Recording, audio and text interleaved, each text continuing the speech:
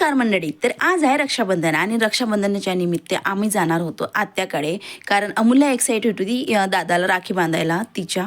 तर तिथे आम्ही ऑटोत बसलो आणि निघालो. तिथे पोचल्यावर अमूल्याची एकच पळापळ असते, काहीतरी पॅकेज पेन घ्यायचं आणि रंगोरंगोटी करायचं, बस एवढंच काम होतं. जास्तीचं काही काम नसतं अमूल्याला. आणि त्यानंतर आता तुम्हाला माहिती आहे का, रक्षाबंधन हा सण कधीपासून सेलिब्रेट केले जातं माहिती आहे का? तर तुम्हाला त्याचबद्दल मी थोडी माहिती सांगते. कृष्ण आणि द्रौपदीची, म्हणजे कृष्णाच्या बोटाला लागलेलं होतं. त्यावेळेस द्रौपदीनं स्वतःची साडी फाडून त्याचं एक छोटा तुकडा त्याच्या बोटाला लावलेला होता, म्हणजे कृष्णाच्या बांधला.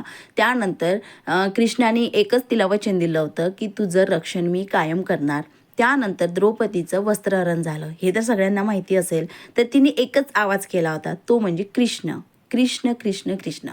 त्यानंतर कृष्ण तसाच तिच्या म्हणजे बहिणीसाठी धावून आला आणि तिचं वस्त्रहरण लगेच थांबवलं. तेव्हापासून हा सण सेलिब्रेट केला जातो. आणि बहीण भावाचं नातं हे कसं अनमोल असतं हे तर माहिती आहे. चांगल्या आणि वाईटी सगळे भांडण तंटा सगळ्या काही गोष्टी याच नात्यामध्ये असतात. आणि खरंच हे नातं ना खूप खूप बेस्ट आहे. आणि म्हणजे ह्या नात्याबद्दल बोलायचं तर बोलायचं काय.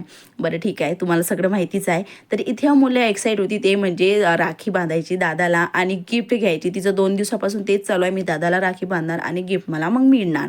तर इथे मस्त राखीचा प्रोग्राम झाला, कारण सगळे पाहुणे ताईकडे आले होते. सगळ्यांनी सेलिब्रेट केला हाच दिवस. त्यानंतर आम्ही घरी निघालो.